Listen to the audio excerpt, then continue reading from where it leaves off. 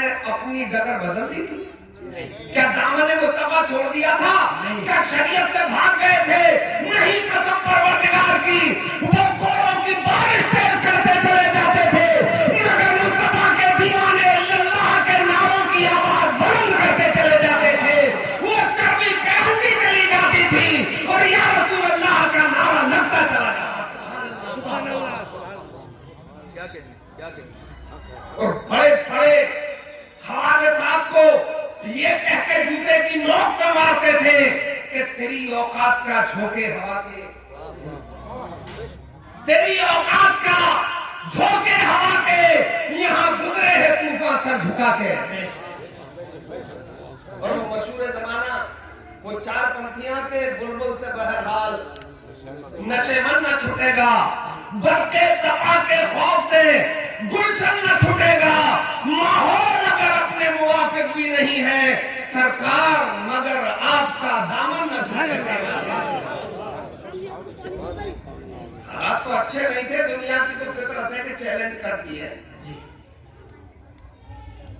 दुनिया की आदत है कि वो चैलेंज करेगी। और हमें इस्लाम ने ये सबक पढ़ाया है कि दुनिया चैलेंज करे तो पीठ दिखा के ना भागे, जरूरत पड़े तो तीर सीने पे खाना, ताकि गुलाम मुस्तफा कहने के हकदार हो जाओ। पीठ पे खाओगे तो जमाने वाले बुज़दिल भी कहेंगे, और ये सेवा इस्लाम वालों का नहीं।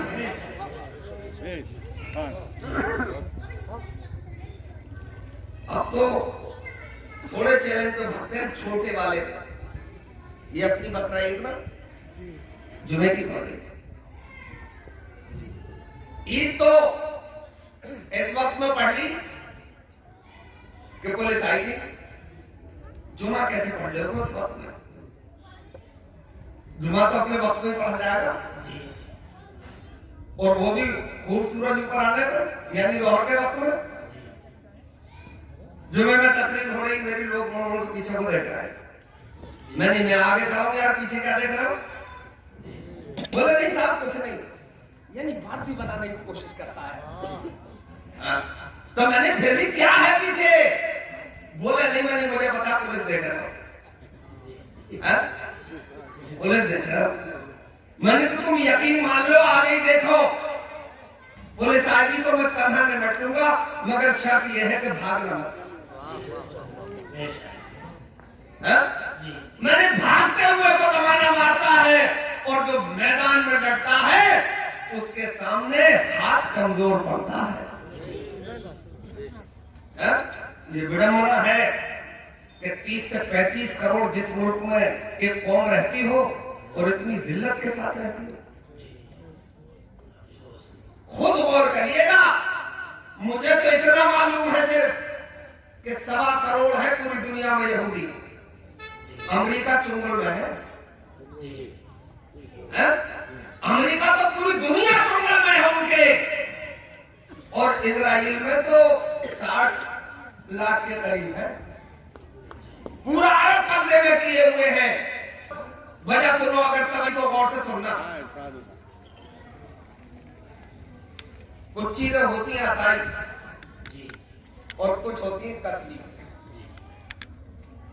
अताई मतलब ये आपकी खूबसूरत सी आंख है, ये खड़ी नाक, ये गुलाब की फूल की पंखड़ी जैसे खूबसूरत से होंठ, ये पूरा स्ट्रक्चर आपका, पूरी बॉडी, इसमें क्या मेहनत करी आपने? ये तो हमारे पेट से लेके आए, मगर भाई हाफिज बनने के लिए तो मेहनत करना पड़ेगी, आलिम बनने के लिए तो रात को जागना पड़ेगा, IAS IPS क्वालिफाई करने के लिए तो बहुत सी रातें जागना पड़ेगी। ये होता है कसबी, हासिल किया हुआ अपनी मेहनत से। अभी एक इंटरव्यू एक नामा निकाल ले रहा था एक यहूदी का, उसने एक सवाल किया कि आपके नजदीक सबसे ज्यादा कीमती चीज क्या है? उसने बगैर किसी वक्फे के जवाब दिया, मेरी बेगम, मेरी औरत, मेरी वाइफ। तुमने मतलब समझा नहीं ना?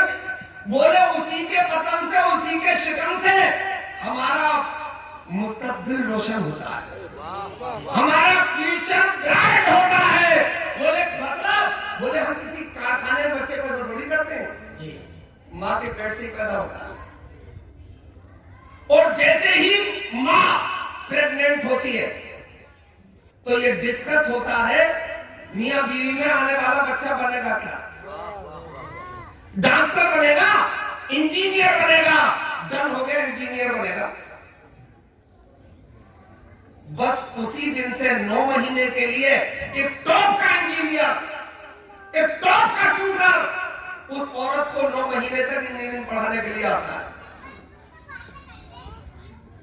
बच्चा पेट में है, मां को इंजीनियरिंग पढ़ाई जा रही है। जब बच्चा पैदा होता है तो 25% कम से कम इंजीनियर बन के पैदा होता है। ये बात उन्होंने ली कहां से? उनके पास क्या रखा है? उवाशी के अलावा क्या है उनके पास? उनके पास कोई उसूल और ज़ाब्ते और कवानीन नहीं है। ज़ाब्ते और कानून तो तन्हा मज़हब इस्लाम के पास है। ये बात भी उन्होंने गौसे आज़म की जिंदगी से ली है। इसलिए कि वो बच्चा माँ के पेट में 18-12 हिफ्ज़ करके आता है, इसलिए कि माँ का ये कुरान है।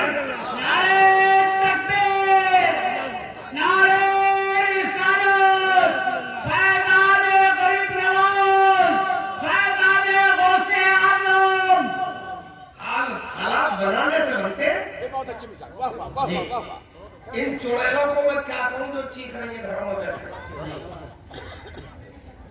कि ये कमी रह गई और वो कमी रह गई, कमरे की रंगाई नहीं हुई, मेरा 2000 रुपए वाला सूट नहीं आया। चुड़ैल दुनिया लग रही है, चल तुझे मुबारक हो, मगर दिल भी तो इश्क़ मुस्तफा से रंग के दे, ताकि आने वाला बच्चा कोई ककड़ी का कल्लू ना बन जाए। जब वो तेरे बदन से पैदा हो, दुनिया में आए और तेरी आवाज़ में चले, तो वो गुलाम गौसे आज़म हो, हैदर करार का दीवाना हो, करबला वालों का किरदार लेकर दुनिया के सामने।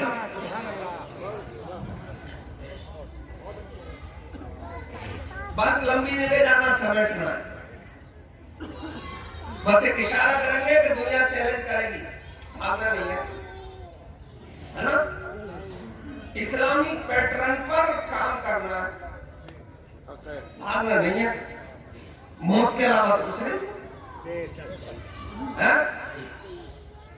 कुछ पगले उठ रहे हैं वैसे, वो धर्म अधर्म संसद कोई तैयार कर ली उन्होंने, बोले 20 लाख मार देंगे। अबे पगलो, जब करबला में हमें यजीद नहीं मिटा सका, बद्र में हमें अबू जहल उसकी टोली नहीं मिटा सकी, तो चैलेंज हिंदुस्तान में भी कोई नहीं मिटा पाएगा। शर्त यह है कि गुलाम मुस्तफा बन के रहना। बहुत अच्छी बात।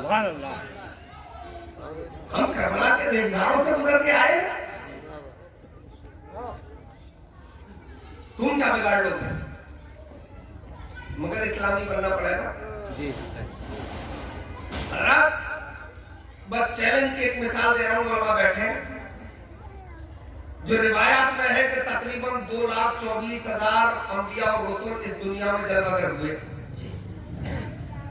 कोई नबी आपकी नजर में ऐसा है? आपके इमाम साहब ने बताया, मौलवी साहब ने बताया कि उसने अखाड़े खुदवाए हों और दाव पेच से काकर कुश्तियां लड़वाई हों? नहीं है, मेरी नजर में नहीं। उलमा से पूछ लो, है नहीं, इसलिए कि ये नबी का भेष नहीं है, ये नबी का काम नहीं है। नबी तो अल्लाह के बंदों को अल्लाह से करीब करने के लिए आता है।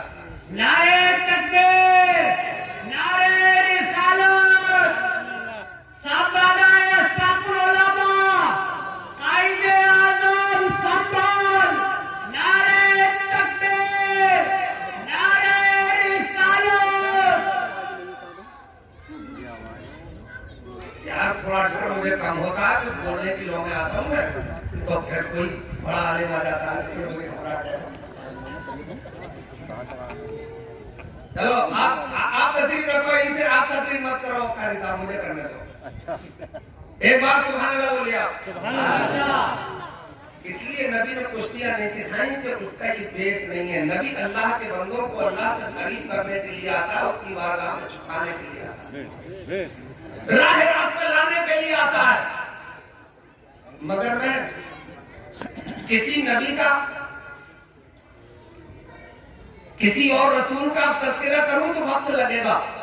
आओ अपने आका ही का तज़किरा करो, मुकम्मल उनकी सना तो कौन बयान करे, किस्म दम है, मगर दिल तो बहलाएंगे।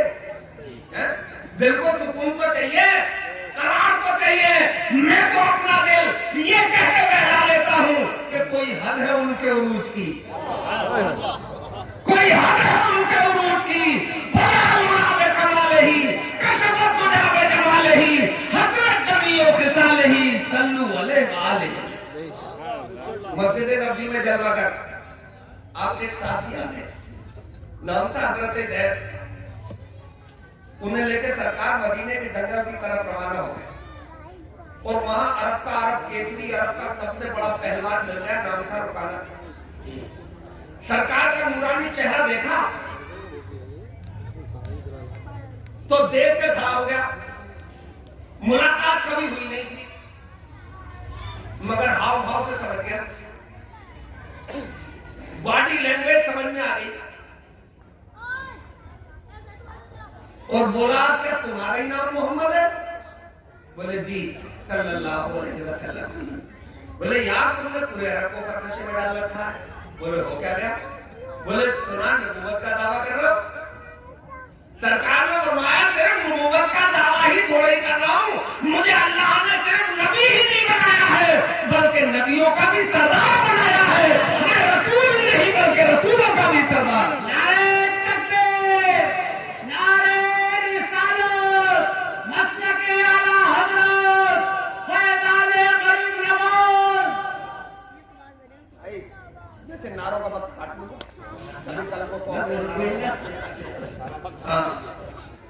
तो हजरत, जब सरकार ने ये फरमाया मुझे तो अल्लाह ने रसूलों का भी रसूल बनाया, नबियों का भी सरदार बनाया, तो उसने कहा इतना बड़ा दावा कर रहा हो तो हमसे कुश्ती लड़ोगे? सरकार ने फरमाया आजा।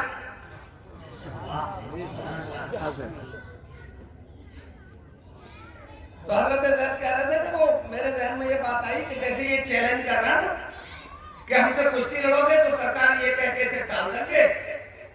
कभी मैं कोई कुश्ती लड़ने और लड़वाने थोड़ी आया हूँ, मैं तो कलमा पढ़ाने के लिए आया हूँ। पढ़ना तो पढ़ने, नहीं पढ़े तो अपना काम कर, तेरा रास्ता अलग है, मेरा रास्ता अलग है। मगर सरकार ने फौरन चैलेंज कबूल कर लिया तो अंदर से ये आवाज आई कि जब सरकार ने चैलेंज कबूल कर लिया तो गेंद तो अपनी पाले में गिरेगी, मैदान तो हम ही जीतेंगे। मगर फिर ख्याल आया कि ये नरमो नाजुक दस्ताने मुबारक, कभी मौका मिलता तो ऐसा लगता जैसे रुई के गालों में हाथ दे दिए, और दस्तबोसी का मौका मिल जाता तो ऐसा लगता कि मुझको अंबर की खुशबू भी उसके सामने घुटने टेक रही है। मगर मैं ये सोच ही रहा था कि सरकार का रुकाना से हाथ मिल गया और पलक झपकने से पहले रुकाना जाने कौन से दाऊ के बेच चारों खाने छिप पड़ा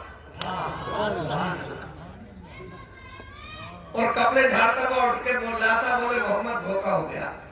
सरकार ने फरमाया दोबारा आ जा, दिल के अरमान निकाल।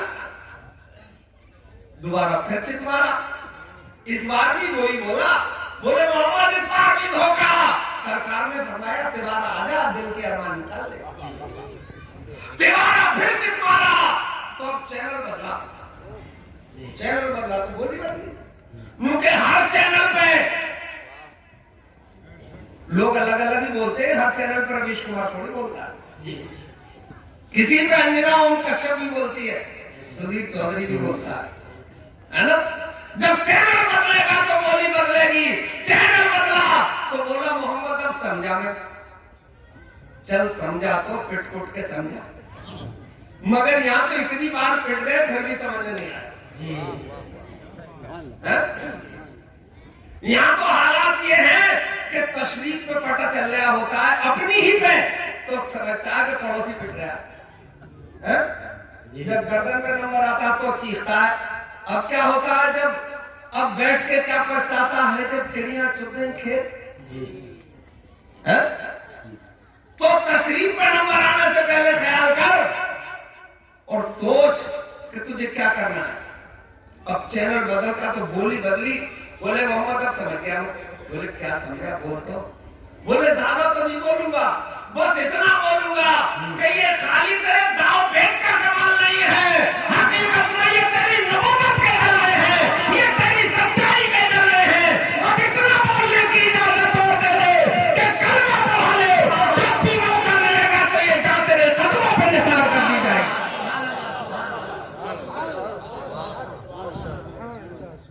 इसलिए कि चैलेंज से भागे नहीं थे। है? तो ये सबक मुस्तफा ने पढ़ाया, हम भागे। छोटा सा आया चैलेंज और भागे। जमो जमो। मुझे मालूम है कि अगर आप कानून शरीयत पे जम गए, इश्क़ मुस्तफा को पर अगर आप जम गए तो वो रक्त में कटने के बाद भी नहीं मिटने देगा। और उसने मिटने दिया भी नहीं है जी, है ना? तो किलो तो कसरत का मामला नहीं है।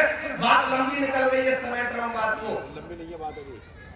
समेटते भी वक्त लगा। समेटते भी वक्त लगता है। तो वही हजरत उमर पे आ रहा हूँ। वहीं से ले गया था आपको, अब वहीं वापस लेके आ रहा हूँ। मुझे देखो उनके इशारे क्या देख रहा हूँ, मैं भी तो हाथ के इशारे कर रहा हूँ। वो तो बहुत ज्यादा हाथ पैर फेंक। तो हजरत गिरामी, मैं उन उमर की बात कर रहा था कि जब वो ईमान लाए थे तो मक्के के हालात बड़े नागुज़ीर थे। छुप के नमाज़ें हो रही, आहिस्ता आहिस्ता कुरान की तिलावत हो रही। छुप के नमाज हुई, नमाज से फारिग हुए तो अर्ज़ किया, जाने रहमत आकाओ दाता, मैं अर्ज़ करना चाहता हूं कुछ। बोले बोलो। बोले क्या हम हाथ पर नहीं है? सरकार ने फरमाया उमर बस अब इस रुए जमीन पे अपनी ही टोली हक पर है। तो फिर सरकार ये छुप के नमाज़ें क्यों हो रही है? फिर ये आहिस्ता आहिस्ता कुरान की तिलावत क्यों हो रही है? अब अरब के दबंग ने कलमा पढ़ लिया। अब मक्के का सूरमा आपके दामन पाक से वाबस्ता हो गया है। अब छुप के कुछ भी नहीं होगा। खाना काबा की सबील से अल्लाह के नारे बोलेंगे, वहीं अज़ान वहीं नमाज अदा की जाएगी। मैं अकेला उमर अबू जहल से भी निपट लूंगा और उसकी टोली से भी ना। सरकार का भी प्यारा जवाब सुन लो। सरकार ने फरमाया उमर अभी सब्र का सब्जेक्ट चल रहा है, इसे मुकम्मल होने दो। अभी हर फन में मुकम्मल करना सब्र का सब्जेक्ट है। मैं उमर की बात कर रहा हूं जिनका नाम सुन के शैतान भी गली बदल देता है और भाग जाता है। मगर सरकार की जबान से कब्र का मंजरनामा सुना तो माथे पे लकीरें पड़ी। अच्छा, ये मरहला जो इंसानी लाइफ का मरहला है, जाने दो उसे, जाने दो भाई। आप तक आवाज पहुंच रही है, मुझे अच्छा लग रहा है इसलिए कि शोर खत्म हो गया है ना। अब कुछ कमरे में बैठ के भी डिस्कस करने का वक्त है? अब तन्हाइयों में भी मंथन करने का वक्त है। हज़रात गिरामी, हमें एक नस्ल पर काम करना, ज्यादा लंबा काम नहीं करना। एक नस्ल पर काम कर लो, आने वाली 50 नस्लें राह रास्त पर आ जाएंगी।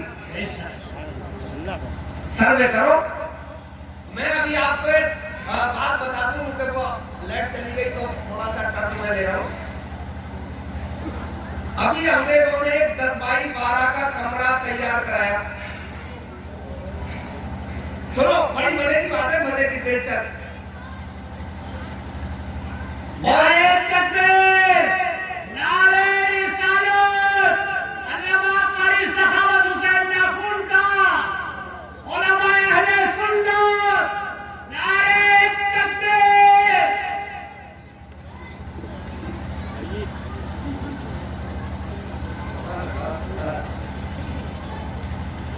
लो साहब अपना काम हो गया।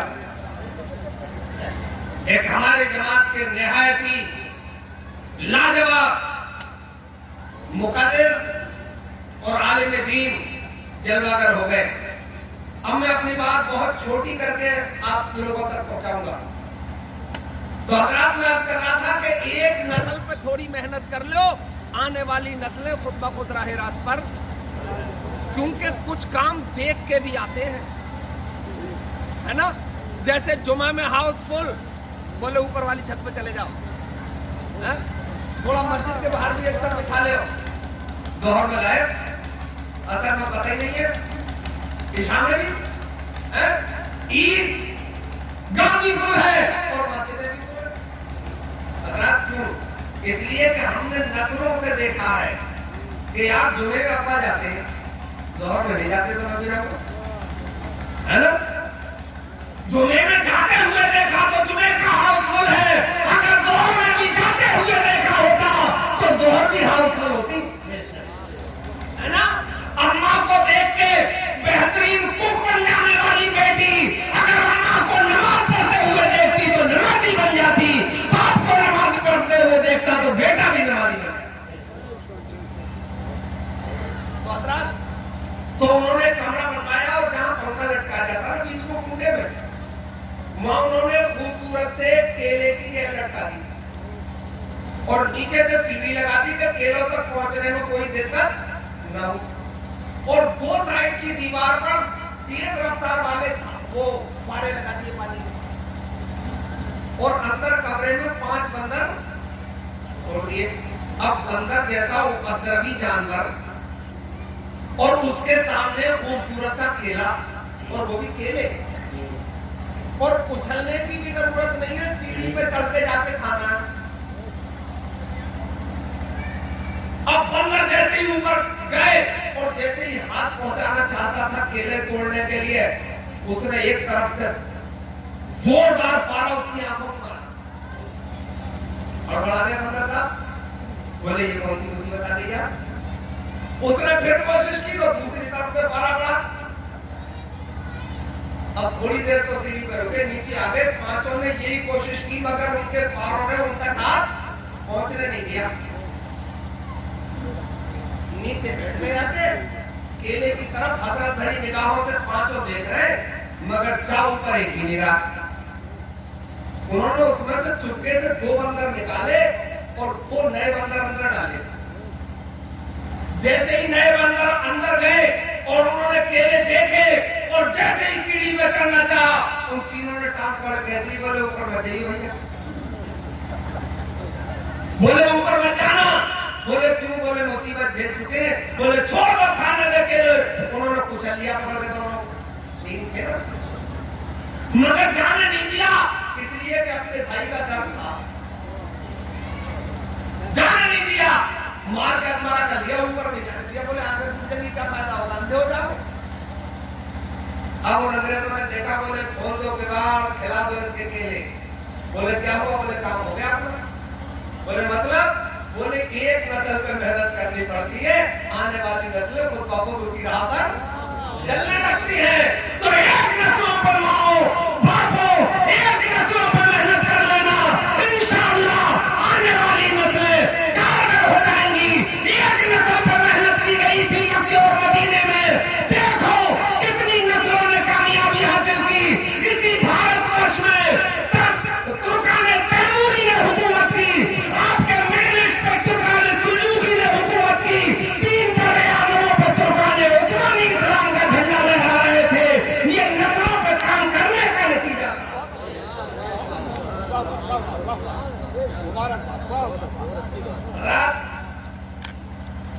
तो वो मैं याद कर रहा था कि वो कब्र का मंजरनामा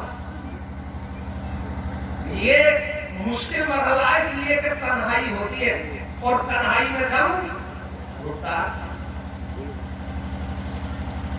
अब हजरत उमर के माथे की लकीरें जो थी ना और चेहरे का रंग जो फीका पड़ा था वो वापस आया,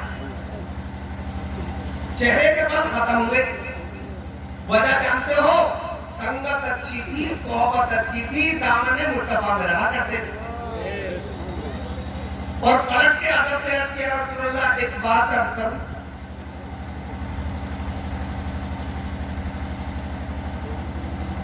तो सरकार ने फरमाया उमर बोलो क्या बोलते हो? बोले सरकार एक बात पूछना थी। बोले पूछ लो। बोले सरकार जब मेरे घर वाले, मेरे पड़ोसी, मेरे रिश्तेदार, मेरे अजीज व अकारिब मुझे तन्हा कब्र में छोड़ के वापस आ जाएंगे तो मेरा दिल मेरे पास होगा या बदल दिया जाएगा? सरकार ने मुस्कुरा के इरशाद फरमाया उमर बड़ी अच्छी बात पूछ रहे हो।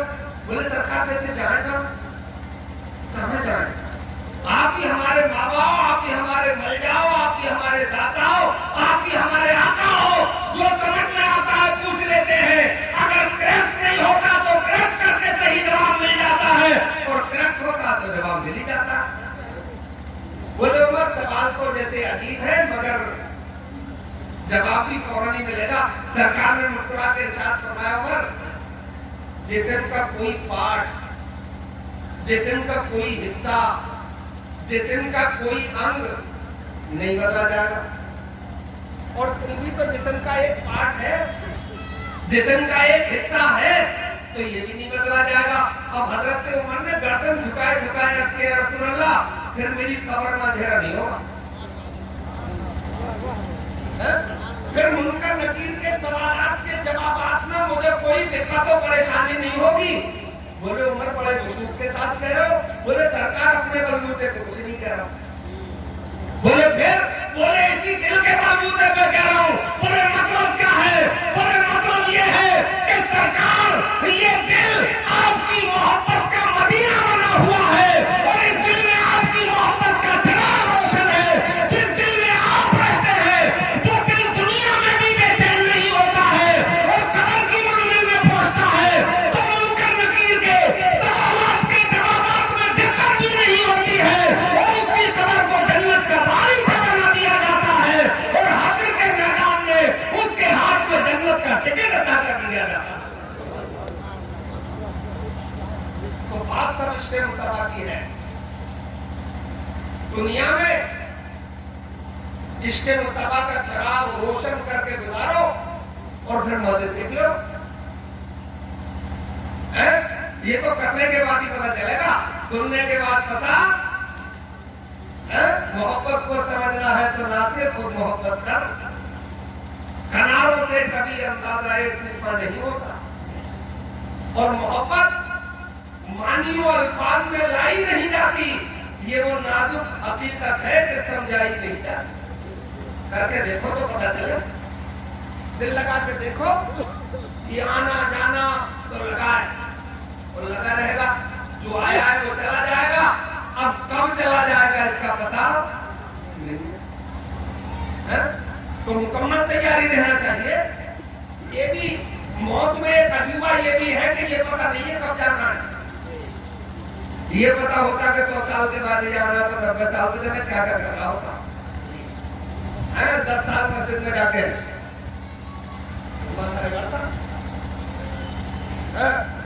और ये भी है कि जाना है, ये भी तय हो जाता है। बोले जा भी सकते नहीं भी जा सकते, तो इतना उपद्रव करता और ऐसे जुल्म के बीच बोलता और इतने दर्द तैयार कर देता, काट ही नहीं मिलते, है ना। तो जाना है तो उसकी तैयारी करना चाहिए। अब कब जाना है, जवानी में बुढ़ापे में पता नहीं है। एक बेटी जवान होकर चली गई, ये तो तय है कि हाफिज साहब की बेटी थी, मगर ये भी तय है कि माल तो अल्लाह का है ना। बाप तेरा है मगर माल तो अल्लाह का है, बेटा तेरा है मगर माल तो अल्लाह का है। वो जब चाहे ले ले। दुआ ये करो कि ईमान की हालत में हमारा आखिरी वक्त, मजा जब आए कि सजदे में वक्त आ जाए, मजा जब आए तो कुरान की तिलावत में वक्त आ जाए। बहुत लंबी बातें करने के लिए वक्त नहीं है, एक शेर पढ़ के अपनी बात खत्म कर।